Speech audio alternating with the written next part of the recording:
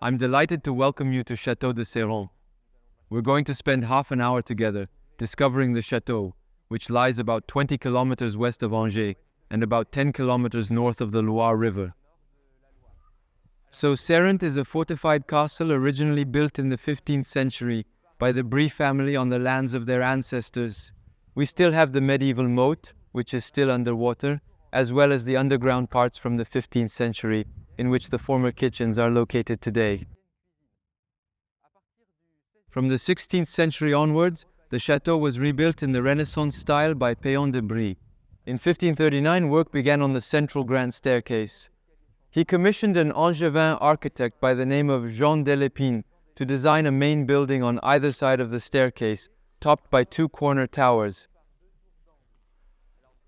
But only the left-hand side from the north tower to the staircase was built. Money problems soon arose and work was halted, leaving Serrant half-built for almost half a century. It wasn't until Guillaume de Beautru bought the property that construction resumed in the 17th century.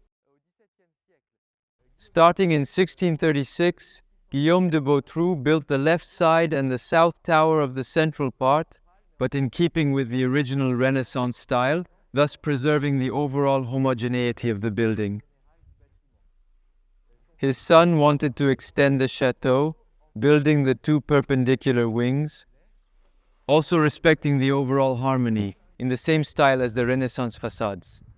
Then, at the end of the 17th century, his granddaughter built the chapel at the end of the south wing, which somewhat unbalanced the construction.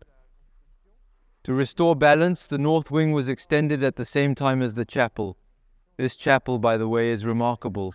Inside, there's a mausoleum designed by Lebrun and sculpted by Coysevox, in homage to the Marquis de Vaubran.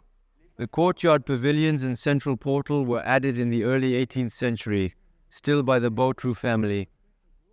And so he completed the construction in the 1710s, after almost 200 years of work, which is a long time. But when you see the very balanced overall harmony, it's a remarkable piece of work.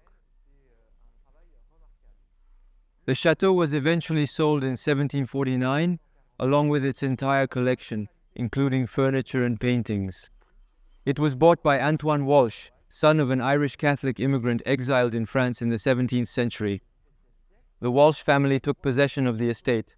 Louis XV ennobled them Comte de Serrant, and they focused their attention mainly on the exterior by replacing the old French gardens with a large landscaped English park in the 1780s. Then came the Revolution. Fortunately for the Walsh family, who were of Irish origin, Serrant did not suffer any major damage.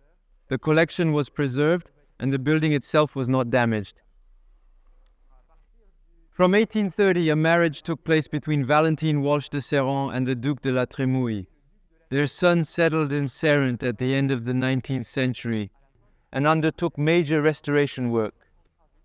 He's a historian and a collector, so he has a particular artistic bent.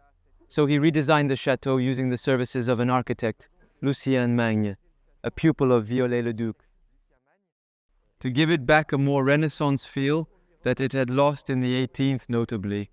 The second floor balustrade was created at this time. Mullions were restored on the windows. And of course, on the facade, the family coat of arms and motto is added. And the interior was totally modified at this time to redistribute the rooms, to bring modern comfort with bathrooms, running water, and central heating. The Beautru, Walsh, and La Trémouille collections were rearranged in new rooms to display all these rather disparate but very, very homogeneous collections.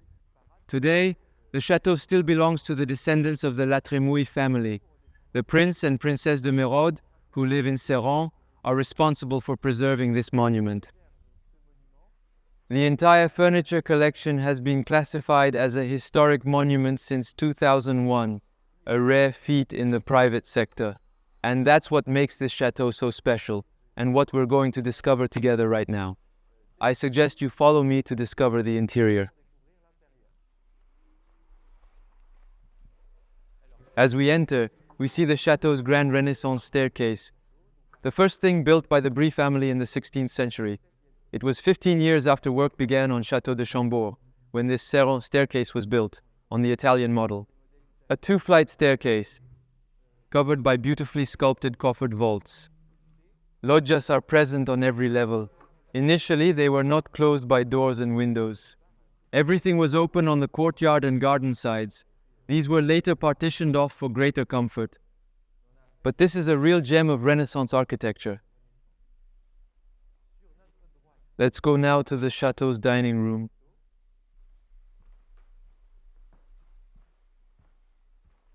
A dining room fitted out in the late 19th century, like all the rooms we are about to see by the La Trémouille family. But using older decorative elements, like here a series of Oudenarde tapestries from the 17th century depicting Ovid's Metamorphoses. A sign of the modernity of this dining room creation, there is no fireplace. It has been replaced by a statue. Since central heating was installed at the end of the 19th century, this fireplace was obsolete for the dining room. So there is here to keep a beautiful mahogany table from the Empire period, which had been commissioned by Countess Walsh. This table could be extended to seat 25 guests. The table is matched with an Empire period centerpiece and chandeliers, which are stamped Dumir and are in gilt bronze.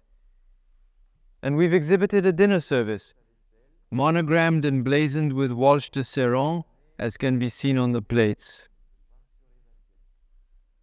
It's a Paris porcelain service from the early 19th century.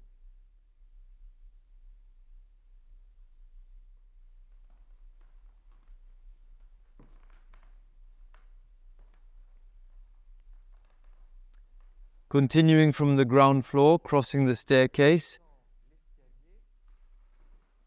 we'll discover the antechamber, which is the former waiting room for guests.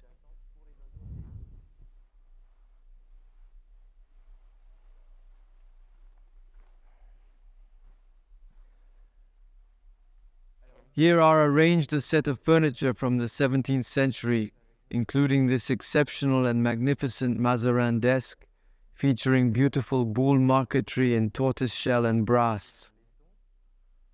The desk is dated to the late 17th century, as is the clock above it.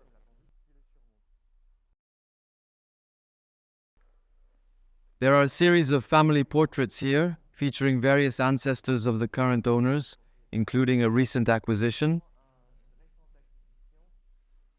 This is the portrait of Countess Walsh de Serrant and her two children by Louis Herson, shown here in the park of Chateau de Serrant, which can be seen in the background. We're very proud to be able to present this painting now in the Chateau's collection, since it was originally there in the 19th century. So to continue, there's the corridor of the so-called Tarente rooms.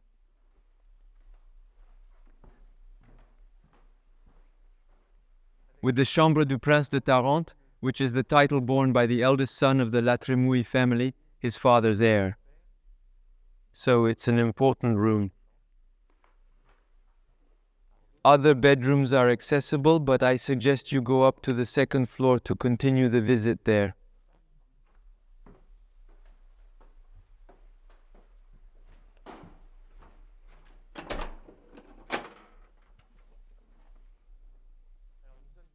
So here we are in the Empire Room, one of the Chateau's most beautiful rooms, featuring furniture commissioned for the visit of Napoleon and Josephine.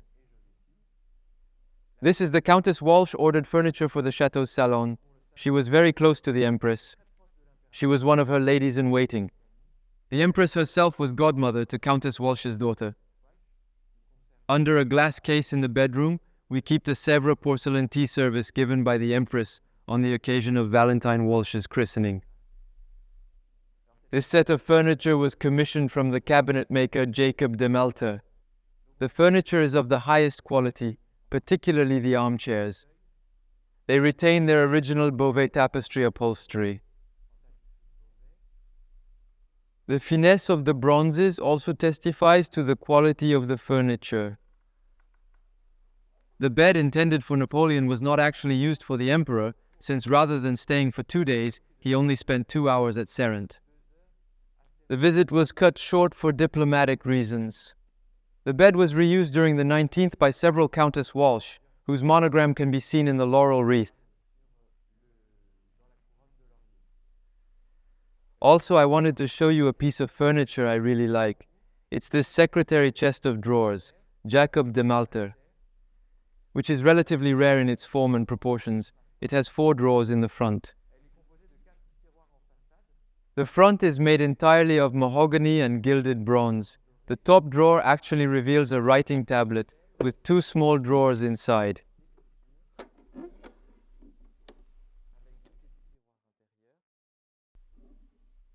The design and quality of materials truly demonstrate Jacob de Malter's mastery of the art of the period.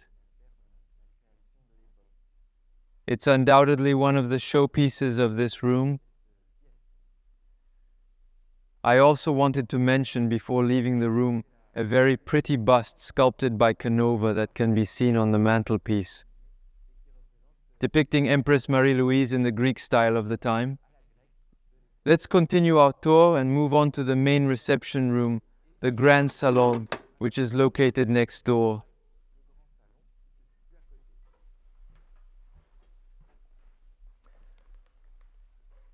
The Grand Salon lives up to its name. It's the largest room in the Chateau, the main reception room fitted out as we see it today, at the end of the 19th. Again by the Duc de la Trémouille and his architect Lucien Magne, in a neo-Renaissance style, and we see this particularly with the large fireplace, whose family coat of arms adorns the main mantelpiece. The tapestry series dates from the late 16th century. These are Brussels tapestries, with a lovely decor that blends exoticism and European animals. No human beings are present in these tapestries. There are only animal and plant representations. This salon serves as a showcase for the most beautiful piece of furniture in the collection, which is this ebony cabinet. It dates from around 1645-1650 and was made by Pierre Gaulle, one of the great cabinet makers of the period. This cabinet is in fact a wedding gift. It was given as a dowry to Guillaume de Beautru. It has been at Serrant since its delivery in 1650-1660. So it's been at Serrant through it all, and can still be seen today in its place of origin and in an absolutely fabulous state of preservation. It's a piece of ceremonial furniture, which means it was only used as a sort of decoration. And what a decor it is! There's a mythological iconography carved into the ebony. Ebony has this particular black hue, this depth in the reflection of light, and so it's a piece of furniture that was presented at receptions. It was, of course, presented open.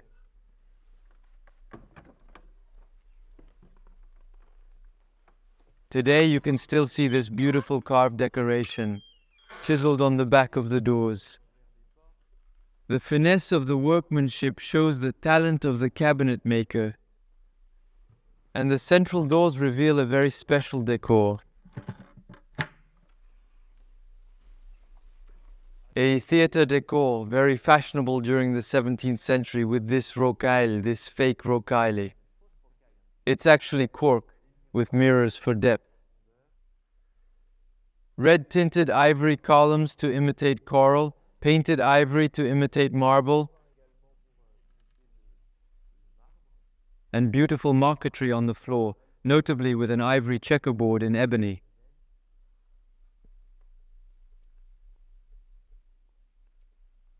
And drawers are concealed behind the theatre elements. There are a total of 33 drawers in the cabinet. They have no use as drawers, but they are there to show the talent of the cabinet maker, and this absolutely marvelous work took between 5 and 10 years to produce this exceptional piece of furniture, of which only a dozen or so remain in public collections. I believe that Serrant is one of the only ones to be in his original collection. So I also wanted to present a major piece of the room, but much smaller, which is this chest. This gilded brass plate chest inlaid with semi-precious stones and also cameos.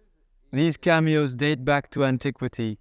They were reused on this chest, which dates from the late 16th century.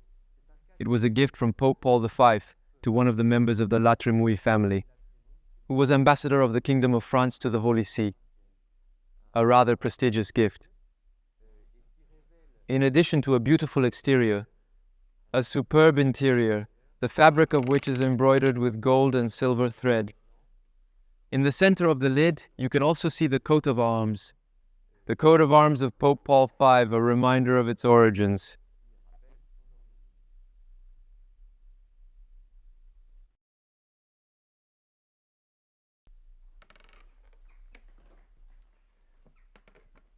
So, among all the works of art here, there's something special that you wouldn't normally find in a salon. It's the large piece of furniture at the back, made up of cardboard boxes covered in leather. It's a cartonnier, a cardboard box used to store the Chateau's archives. The Duc de la Trémouille at the end of the 19th. I told you he's an art lover, he's a historian, he's also an archivist. He spent a good part of his life studying his family's archives. La Trémouille, a family dating back to the 11th century, whose archives were preserved from the Revolution. They were brought in part to Serrant. But now, in this cabinet are stored part of the archives of the Chateau de Serrant itself. I wanted to show you a few documents. In particular, things that recall the life of the Chateau.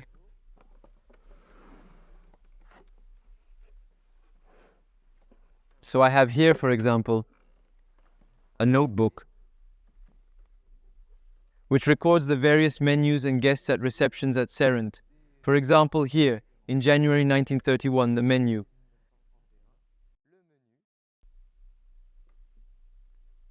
And the guest list. There was a function, though. It was important not to serve the same menu twice to guests who came back several times. So, over several decades, we have notebooks like these that recall life at the Chateau at the time.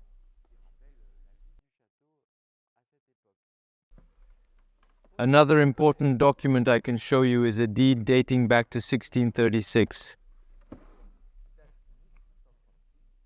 It's the act of purchase of Chateau de Serrant by Guillaume de Boutroux.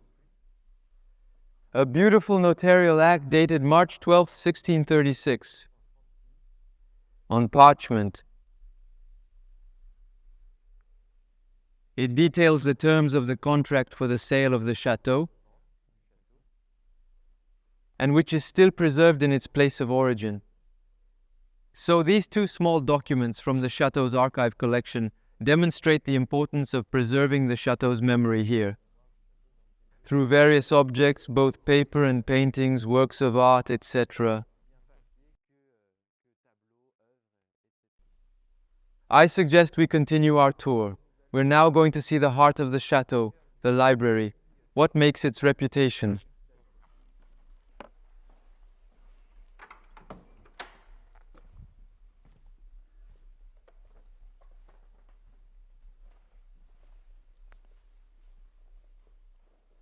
This is the castle's treasure, the enormous library with its 12,000 books. A considerable library.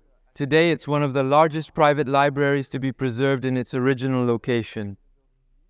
It is classified as a historical archive. This library is actually made up of the various family collections since the 17th century, notably by Guillaume de Boutroux, who started the collection in the 17th. He was a founding member of the Académie Française. The Walshes bought the chateau with the furniture, but also with the books, and they even add their works. A few documents, a few books can be seen behind, with their emblem, their coat of arms on the spine. And then the Duc de la Trémouille also brought his books back at the end of the 19th century. He added them to the collection. You can see them with this cross on their backs. The cross is made up of the 4 T's that recall the La Trémouille titles of nobility. He was Duc de la Trémouille, Duc de Thouars, Prince de Talmont, and Prince de Tarente. It was this Duc de la Trémouille who designed this room as we see it today. He was president of the Association des Bibliophiles de France, It's one of his great passions. He arranged the room thematically. We have a classification by theme: literature, history, geography, science. But we have books dating from the 16th century, for the oldest up to the beginning of the 20th century. Among the nuggets in this collection is the complete first edition of Diderot and D'Alembert, and I can also show you here the second edition of the description of Egypt, which dates from 1820. Here I've opened the first volume on antiquities, with absolutely sublime illustrations, like the frontispiece to the description of Egypt, which is a large colored plate that shows the idealism of Bonaparte's expedition to Egypt.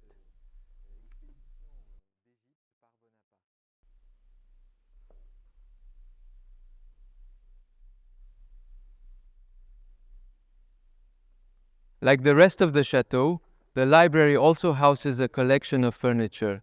Here, we have some special pieces of furniture, notably dedicated to games.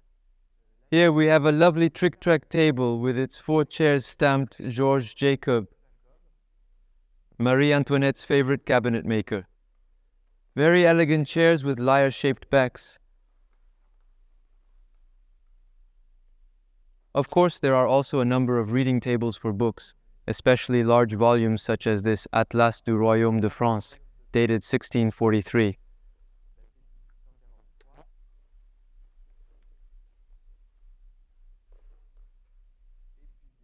And then, of course, there's the Duc de la Trémouille's desk, which he had made for his work as a historian and archivist. He spent a lot of time with his nose in papers. So here's this desk with lots of drawers, some of which are actually shelves, to hold books and papers.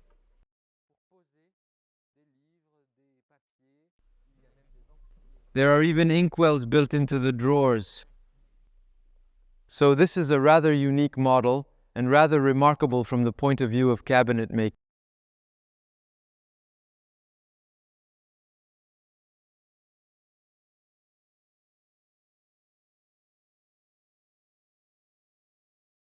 Which recalls the Walsh story. The painting shows Antoine Walsh on the left, and the Prince of Scotland Charles Edward Stuart on the right. It was Antoine Walsh who set up an expedition with the Prince of Scotland in 1745. In fact, he organized the Prince of Scotland's landing in Scotland, which is what is depicted in the painting, so that the Prince of Scotland could return to conquer his throne, which was in English hands. The expedition was a failure, but when the Walshes bought Chateau de Serrant, they never lost sight of their loyalty to the Scottish cause. The painting is therefore designed to show this special relationship between Antoine Walsh and the Prince of Scotland. The mantelpiece itself is surmounted by the royal coat of arms of Great Britain, which are the arms of the Prince of Scotland as legitimate heir. And then there are the carved thistle flowers on the capitals on either side of the fireplace hearth, a further symbol of the friendship between the Walshs and the Scots. Let's continue our tour. We're going to discover another room. This time, we'll move on to the apartments of the Duke and Duchess de la Trémouille, located in the south wing of the chateau. So here we are, in the Chambre de la Duchesse de la Trémouille, which is the largest room in the chateau. This is the room of the lady of the house. It's organized around a decor inspired by the 18th century, with a very fine set of furniture from that period. And we have a beautiful tapestry from Berlin, dated 1740, depicting the tea ceremony in China. It's part of the chinoiserie fashion in vogue at the time, particularly in Prussia. The King of Prussia was very fond of them. In fact, it was a diplomatic gift from the King of Prussia to the King of France. The tapestry is topped with the royal coat of arms of France. So the Duchess has a very nice space. But in fact, this being the home of the mistress of the house, there's more to the room than meets the eye. There's also a powder room. This is in fact the ancestor of the dressing room, which is called the Duchesse's Salon d'Habillage. A dressing room in the shape of a boudoir, a winter garden, bathed in light, very warm, very luminous. It was truly in keeping with the fashions of the Belle Époque. This room was designed in 1894. And you can see the portrait of the Duchesse de la Trémouille on the mantelpiece.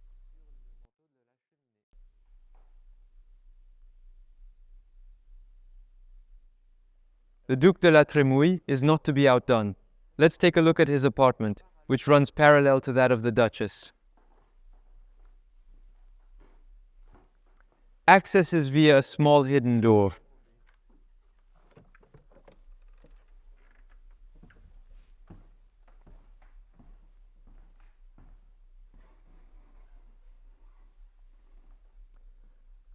This is the Duc de la Trémouille's bedroom, which is a little more masculine, with less fabric, and a little smaller too, but with some fine features.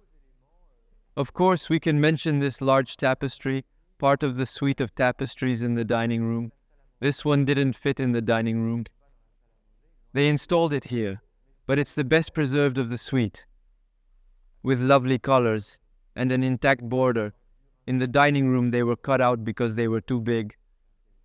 And there's a lovely Polish-style bed too. And above the fireplace, a portrait of Louis XIV. In addition to his bedroom, the Duc de la Trémouille also enjoys a small cabinet, formerly a study room, now a small dressing room too, with large mahogany cupboards for the garderobe.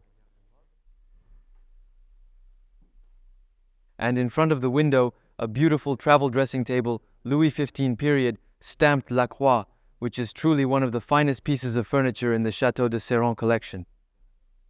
So that's it. We've finished with these reception rooms and prestigious bedrooms.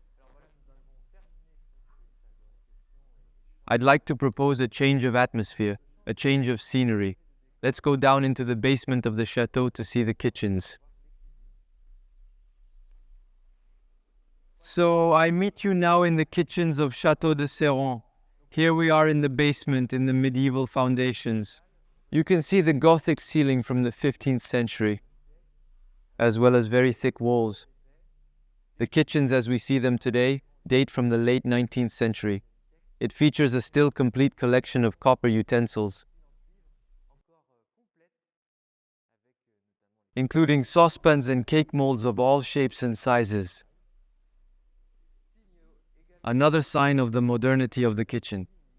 There's a stove in the middle of the room whose fumes are evacuated by an underground system. A flue runs under the floor of the room, connecting with the large granite fireplace at the back.